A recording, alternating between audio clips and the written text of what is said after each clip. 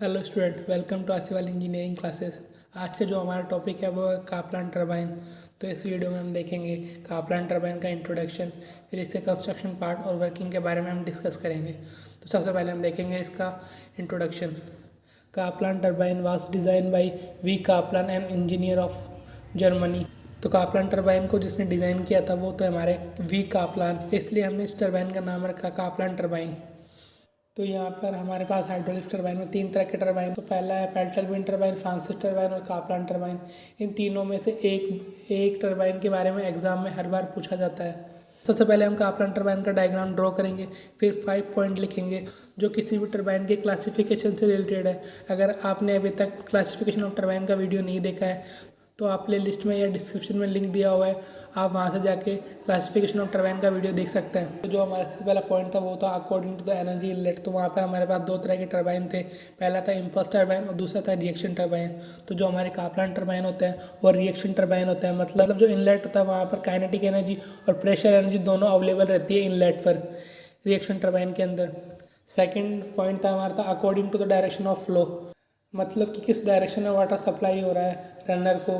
तो रनर पर वाटर यहाँ पर एक्शियल डायरेक्शन में सप्लाई हो रहा है, इसलिए जो हमारा काप्लान टरबाइन होगा वो एक्शियल फ्लो टरबाइन होगा। और जो हमारा थर्ड पॉइंट था, मतलब किस हेड के लिए हम टरबाइन का यूज़ कर रहे हैं। तो यहाँ पर हमारा जो काप्लान टरबाइन है वो हमारा लो हेड के लिए हम काप्लान टरबाइन का यूज़ करते हैं।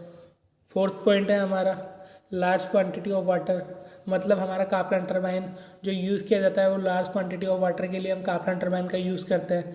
फिफ्थ पॉइंट था हमारा स्पेसिफिक स्पीड से रिलेटेड। तो यहाँ पर जो काप्लान टरबाइन का यूज़ करते हैं वो हम हाई स्पेसिफिक स्पीड के लिए यूज़ करते हैं। तो यहाँ पर ये जो 5 पॉइंट लिखे हैं उन्हें एग्ज़ाम में लिखना ज़रूरी है। और फिर हमें डायग्राम ड्रॉ करना है, फिर उसके बाद में हमें कंस्ट्रक्शन और वर्किंग के बारे में एक्सप्लेन करना है। अब हम देखेंगे main parts of Kaplan turbine. तो यहाँ पर काप्लान टरबाइन का डायग्राम दिखाया हुआ है। तो इसके अंदर 5 मेन पार्ट्स लगे हुए होते हैं। पहला है scroll casing, runner vanes, guide vanes, hub और ड्राफ्ट ट्यूब। ये जो 5 पार्ट लगे हुए होते हैं वो फ्रांसिस टरबाइन के अंदर भी सिमिलरली लगे हुए होते हैं। तो सबसे पहला है हमारा स्क्रॉल केसिंग। तो स्क्रॉल केसिंग यहाँ पर हमारी ये लगी हुई है। केसिंग के अंदर वाटर पेन स्टोक से आता है। स्क्रॉल केसिंग का जो शेप होता है वो स्पायरल शेप होता है, मतलब इसके अंदर जो एरिया होता है वो रिड्यूस होता है, अंदर जो एरिया होता है वो ग्रेजुअली रिड्यूस होता है। मतलब इनलेट पर एरिया मैक्सिमम होगा और आगे जाते जाते इसका एरिया मिनिमम होता जाएगा। फिर इसके बाद में क्या होगा कि जो वाटर हमारे स्क्रॉल केसिंग के अंदर आया वो गाइड वैंस पे आएगा। गाइड वैंस का वर्क क्या होता है, सिमिलरली जो गाइड वैंस होती है वो वाटर को गाइड करती है, मतलब जो वाटर का फ्लो है उसको गाइड करती है और रनर पे भेजती है। फिर हमारा रनर वैंस लगी होती है। रनर वैंस क्या होती है, बेसिकली ये हब पे लगी हुई होती है और जो ये हब है हमारा वो मेन शाफ्ट से कनेक्टेड रहता है और जो हमारी मेन शाफ्ट है वो जनरेटर से कनेक्टेड रहती है और हमें पावर प्रोड्यूस करके देती है। जो वाटर गाइड वैन से आया वो एक्चुअली डायरेक्शन के अंदर रनर पर स्ट्राइक करेगा, जिससे क्या होगा कि रनर वैंस रोटेट करेगी। तो क्या होगा कि जो ये हमारी शाफ्ट है वो इससे कनेक्टेड है तो हमें पावर प्रोड्यूस होती रहेगी। यहाँ पर जो ये शाफ्ट है वो जनरेटर से कनेक्टेड रहती है तो यहाँ पर हमें पावर प्रोड्यूस होती रहेगी।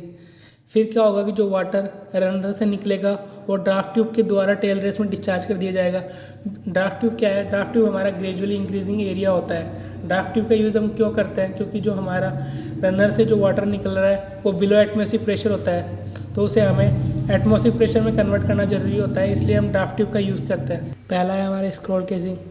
It is the casing in which guide the water and control the water passage. यहाँ पर ये हमारी स्क्रॉल केसिंग लगी हुई है। स्क्रॉल केसिंग के अंदर क्या होता है कि जो वाटर पेन स्टोक से आ रहा है उस वाटर को ये गाइड वैंस पर भेजती है, मतलब गाइड करती है वाटर को और कंट्रोल करती है वाटर की पैसेज को। सेकंड पार्ट है हमारा guide vanes. It is the blade in which guide the water and control the water passage.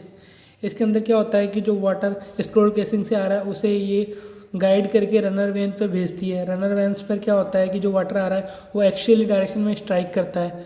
तो गाइड वैन्स का वर्क क्या है, जो वाटर आ रहा है स्क्रॉल केसिंग उसे गाइड करके रनर वैन्स पे भेजने का काम गाइड वैन्स के द्वारा किया जाता है और ये कंट्रोल करता है वाटर के पैसेज को।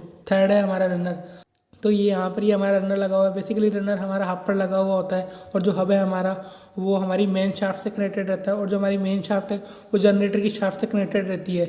यहाँ पर क्या होगा कि जब ये रनर रोटेट करेगा तो ये जो मेन शाफ्ट है वो जनरेटर से कनेक्टेड रहती है, तो यहाँ पर हमें इलेक्ट्रिसिटी मतलब पावर प्रोड्यूस होता रहेगा। Draft tube. After passing through the runner water is discharge to the tail race through a gradually expanding tube. जो रनर से जो वाटर निकल रहा है उसे हम टेल रेस में डिस्चार्ज करने के लिए ड्राफ्ट ट्यूब का यूज़ करते हैं। Draft tube gradually increasing area होती है। Hub it is a part of runner in which blade are mounted. Basically अब यहाँ पर लगा हुआ था, इसके ऊपर जो ये रनर वैंस माउंटेड होती है। कापलान टरबाइन के अंदर जो रनर वैंस लगी हुई होती है 3 to 8 लगी होती है, जबकि फ्रांसिस टरबाइन के अंदर जो रनर वैंस लगी हुई होती है वो 16 to 24 ही लगी होती है। The runner vanes of Kaplan turbine are adjustable. जो रनर वैंस है होती है कापलान टरबाइन की वो एडजस्टेबल होती है। Hence the governing of Kaplan turbine is carried out by governing of guide blades and runner vanes both. तो यहाँ पर जो हमारी गवर्निंग की जाती है वो 2 मेथड के द्वारा की जाती है। पहली है हमारी गाइड ब्लेड के द्वारा गवर्निंग की जाती है और दूसरी हमारी रनर वैन के द्वारा गवर्निंग की जाती है। Kaplan turbine work with the low head. Kaplan turbine हम यूज़ करते हैं लो हेड के लिए। Hence the discharge through the Kaplan turbine is high. तो यहाँ पर जो डिस्चार्ज होगा कापलान टरबाइन से वो हाई होगा। In order to reduce the contact surface of blade with water and frictional resistance, number of runner vanes in Kaplan turbine is limited 3 to 6 और 8। यहाँ पर हम क्या करते हैं कि कॉन्टैक्ट सरफेस एरिया को कम करते हैं, जिससे क्या होगा कि जो हमारा फ्रिक्शनल रेजिस्टेंस हो वो भी कम हो जाए। तो यहाँ पर हम उसको कम करने के लिए जो रनर वैंस होती है उनकी संख्या को कम कर देते हैं। मतलब यहाँ पर जो हम रनर वैंस लगाते हैं वो 3 to 8 से लगाते हैं, जबकि फ्रांसिस टरबाइन के अंदर जो रनर वैंस लगाते हैं उनकी संख्या होती है 16 to 24। बेसिकली यही डिफरेंस है कापलान टरबाइन और फ्रांसिस टरबाइन के अंदर। फ्रांसिस टरबाइन के अंदर जो रनर वैंस लगी होती है उनकी संख्या होती है 16 to 24, जबकि कापलान टरबाइन के अंदर जो रनर वैंस लगी होती है उनकी संख्या 3 to 8 ही होती है। तो यहाँ पर ये हमारा वीडियो कंप्लीट होता है कापलान टरबाइन का। अगर आपको अच्छा लगा तो इसे लाइक शेयर सब्सक्राइब करें। Thank you.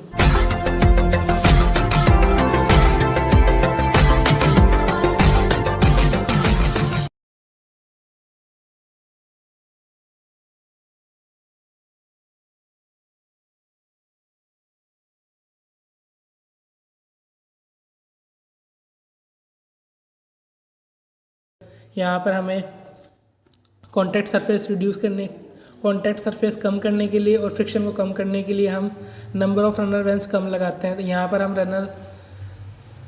पर हम जो रनर वैंस लगाते हैं वो